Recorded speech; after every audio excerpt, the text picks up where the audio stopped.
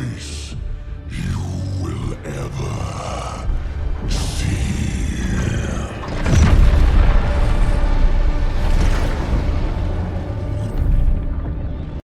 PlayStation. We have one goal, which is to bring more games to more gamers on all platforms and provide more choice for publishers everywhere and developers everywhere. And so everything that we are doing with our content, with our cloud and community really is about driving that choice and that opportunity.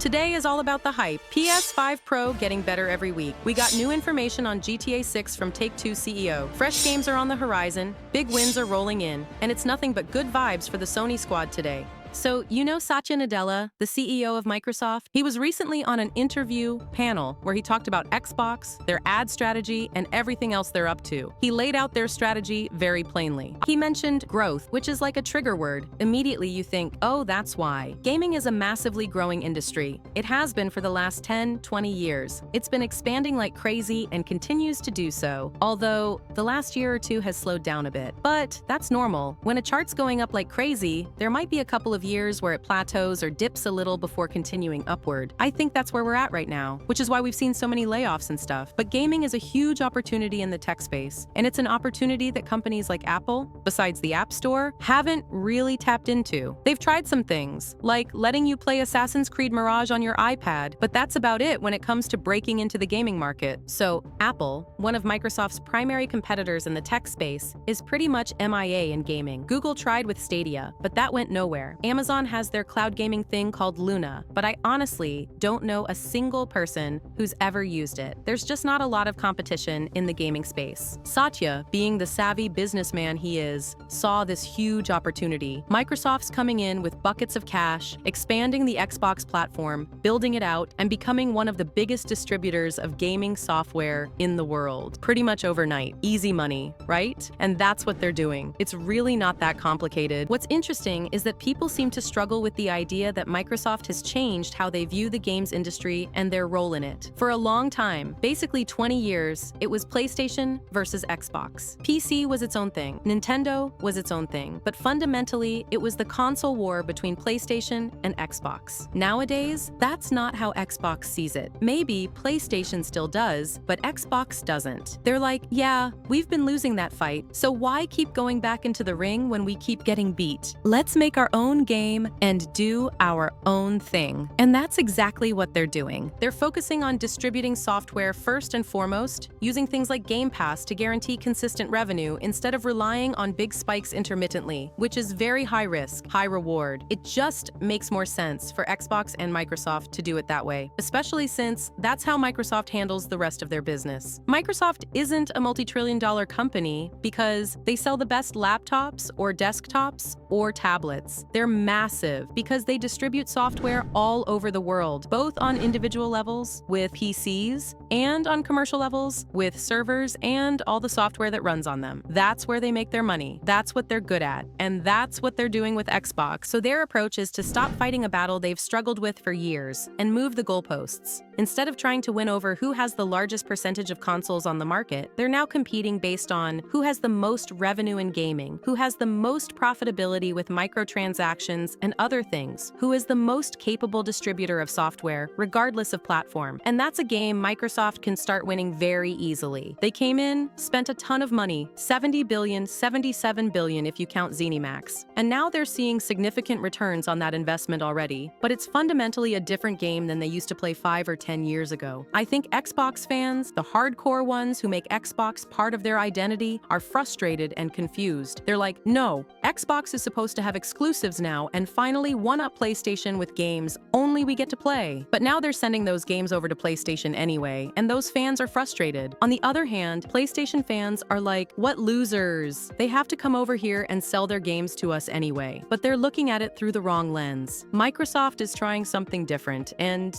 it's a game I think they can win. It's not the game they've played before, and it's not the game PlayStation or anyone else is playing. I think we'll see them gain a lot of financial stability over the next few years in the gaming sector, especially especially if Game Pass continues to grow. It's been doing some crazy numbers for them. People like Jez Corden from Windows Central are even saying Xbox won't have exclusives going forward. Everything is a timed exclusive at most. If some games are exclusive, though, it's going to be incidental at best. The case-by-case argument is, by and large, going to be multi-plat, timed, and with maybe a few outliers. In response to someone who didn't believe that Xbox's upcoming Fable game could come to PlayStation, Corden wrote, "That game was monstrously expensive. It might not be day one multi-platform, but it'll come with the current plan in place, in my opinion." And this is something where the writing is on the wall. You can't spend $200–300 million on a game in 2024 and make that back with a console exclusive. It just doesn't work that way anymore. There are a few rare exceptions, like if you have a big exclusive for the PS5, or if you're Nintendo and you have Mario Kart 9. Those games are literal console sellers and can move 25–30 million copies. For example, Super Smash Bros. Ultimate has sold over 31 million copies. If you sell that many, you can spend as much money on it as you want. But even games like God of War, Ragnarok, a huge exclusive that was cross-generational and also launched on PS4 because they needed more than just the PS5 platform to get enough sales to break even. You'll still see some console exclusives, but even now, PlayStation is very openly bringing those exclusives to PC later because it's money on the table. I don't think PlayStation will bring their games to Xbox, but I do think you'll continue to see them come to PC because games are so expensive to make nowadays. You need to do that. To put it in perspective, The Witcher 3 cost $81 million plus $35 million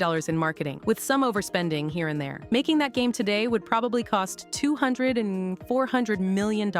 And that's only for 3.5 years of development. The industry is different today. It's fundamentally changed. There are no magic shortcuts or other solutions. You either make the game in less time, so it'll be smaller, pay your developers less, or have fewer of them, which won't help with quality, or your game is just going to be expensive to make, and you need to sell more copies, maybe more DLC or premium editions to pay for it. It's really not that much more complicated than that. For Xbox games, they have Game Pass, and they're hoping a lot of people sign up to play these games when they launch and keep their subscription. On the flip side, they hope that on PlayStation, people buy it at full price. That way they get the best of both worlds. PlayStation gamers who are used to paying full price, and Xbox gamers who are used to subscriptions. PC gamers can choose. They can buy the game through Steam or the Xbox Store at full price, or sign up for Game Pass on PC. It's fundamentally about meeting players where they are with their expectations for purchasing a game and just being everywhere for everybody at the same time. I don't think it's a bad option. Some people suggest that executives should take less money to make games more affordable or lower budgets. The problem is, executives are compensated with stock options that pay out over scheduled periods. It's not like they're receiving cash payouts in the millions of dollars. When you hear that an executive received a compensation package worth $30 million or $10 million, it doesn't mean they got a deposit to their bank account for that amount. That's not how those payouts work. It's a fundamentally different way of being paid that 99.9% of people don't experience. When people hear that someone like Elon Musk or Jeff Bezos is worth a certain amount, they think that money is just sitting in a bank account, but it's tied up in stock value. If the stock price drops, their net worth decreases. It doesn't mean their bank account changed. So when people say to make games more affordable or lower budgets by paying executives less, in principle, yeah, but the budget isn't factoring in a $10 million payment to the executive. That's just not how it works. The budget is independent of that and is a function of cash flows. Executive compensation is a function of stock performance, the company's performance more broadly. So they're in different areas. They're different things. Ladies and gentlemen, introducing Xbox One. TV. TV and movies. TV. Xbox. Watch TV. TV. TV. TV. Rockstar owner Take-Two is certainly eager to repeat the success of Grand Theft Auto V, which became the second best-selling game of all time after Minecraft, with over 200 million units sold. CEO Strauss Zelnick recently spoke a bit about the next Grand Theft Auto in a video interview with Connor Mather, hyping it up with a single sentence. "I would say I think it'll be extraordinary and worth waiting for." He went on to say, "We definitely listen to feedback from our fans. Absolutely. You need to. In our business, and you're able to. But remember, the biggest hits are always the ones that are unexpected. Everything that we do has to be new and different, not derivative. So, by definition, when people are commenting on something that is in the market, that means they're looking at something that was done before. Our teams are focused on what's new that you haven't even thought about. Like, you thought you were anticipating this thing, but this is way bigger and way better and more exciting and more beautiful than you could have possibly thought of. I don't think any of us did. I think that we saw it as a really interesting add-on to the title. We actually originally had not planned to have virtual currency in the game, so it wasn't going to be an economic driver. It was relatively late in the day when we decided to pursue virtual currency because it was so long ago. We're looking back to 2013, and it wasn't an immediate success. You may recall it was pretty buggy at first. We had some trouble coming out of the gate because it was all new, and we were innovating. We were doing it all in real time. It was like building a plane while you're taking off and then flying. It is an incredible, durable success, and it continues to perform many, many years later. It's astonishing, and no, I don't think any of us expected that. But we also didn't expect to sell 205 million units. We never expected that. That was way outside of the realm of anything we contemplated. Previous GTA 6 Trailer 2 conspiracy theories have fallen through, and so fans shouldn't get their hopes up about the newest one being correct, but it's definitely interesting. Rockstar Intel has compiled a complete rundown of the theory, which all revolves around the number 27. The gist of it is an image of the Willard Outreach faction car recently shared by Rockstar Games shows a license plate that reads 6DW31980. Added up, the numbers equal 27, while D and W are the 4th and 23rd numbers in the alphabet, respectively, which also add up to 27. Other connections to 27 pointed out by GTA fans and compiled by Rockstar Intel include Rockstar having 27 posts on its Instagram account, the first GTA 6 trailer showing a car with the number 27 on it at the 27-second mark in the trailer, and an image shared by the company that shows a helicopter with a 27 on it. This has all led fans to theorize that the GTA 6 trailer 2 release date is Friday, December 27th. What do you think about this theory? The PlayStation 5 Pro Game Boost mode can bring significant improvements in terms of image quality and performance, even in games that haven't been patched to take advantage of all the system's features, a new analysis highlighted. In a new video shared over the weekend, Digital Foundry took a good look at how the current generation Final Fantasy games run on the mid-generation system released last month. Being the only PS5 Pro Enhanced title, Final Fantasy VII Rebirth is clearly the star of the show. In the new versatility mode, only available on PlayStation 5 Pro, the second entry in the remake series features improved image clarity and more stable performance over performance mode in pretty much every scenario. In combination with a small resolution boost over the base model, the PlayStation Spectral Super Resolution Upscaler delivers some impressive results, although with some issues that are unique to the game, such as vegetation, issues both at a distance and up close, and common among games using the current iteration of the upscaler, which should become a thing of the past in future versions. Things get more interesting with the other current generation Final Fantasy games, as none of them have received PlayStation 5 Pro patches. Final Fantasy XVI, for example, shows significant improvements in both display modes. In graphics mode, for example, Game Boost mode allows the game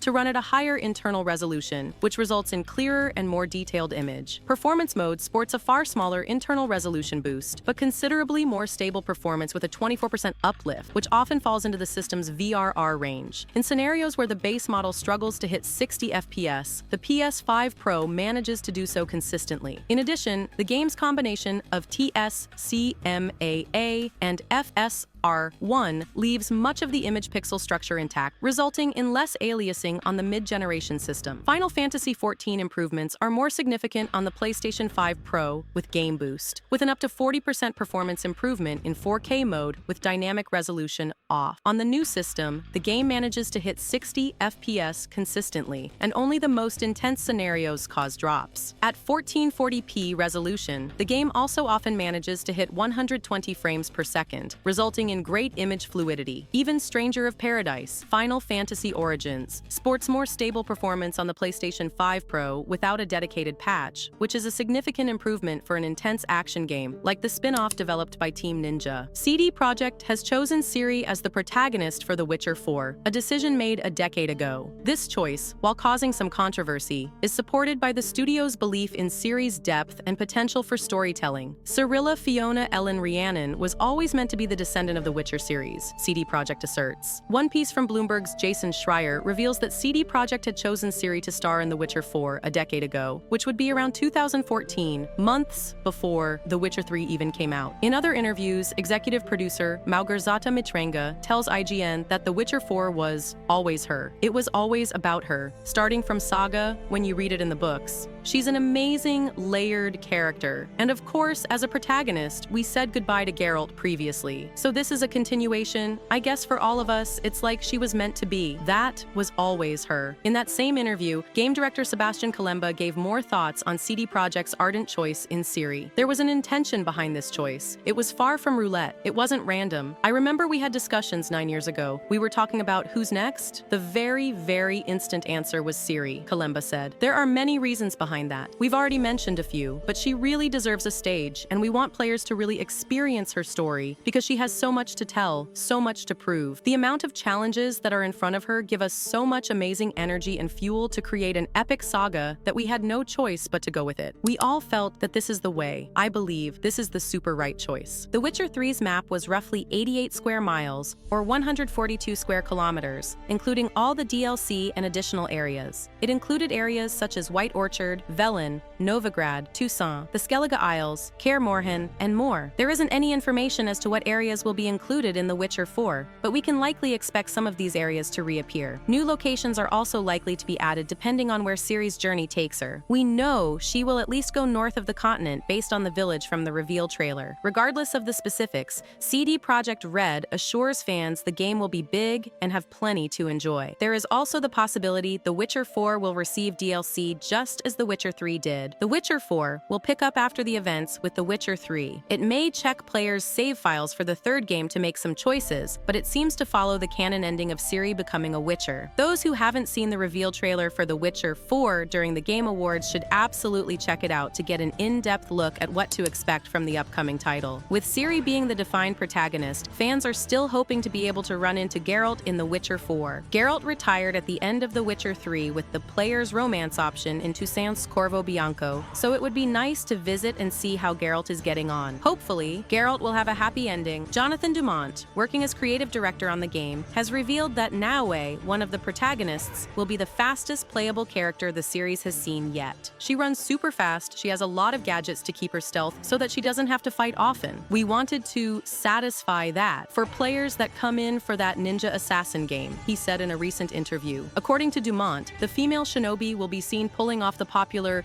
Naruto run, in which the character leans forward, arms bent back, and sprinting at full speed. We do have a run on top of buildings that has a little bit of a wink-wink to it, the Ubisoft official added, giving insights into the setting of Assassin's Creed Shadows. The Ubisoft official said that Naoe hails from the Iga province, a rural, remote locale in the middle of the country that also plays into the origins of the shinobi or ninjas, while the other character, Yasuke, introduces players to the nobility of the feudal Japan era. Naoe's storyline will show the day-to-day, relatable, hard-working farmhand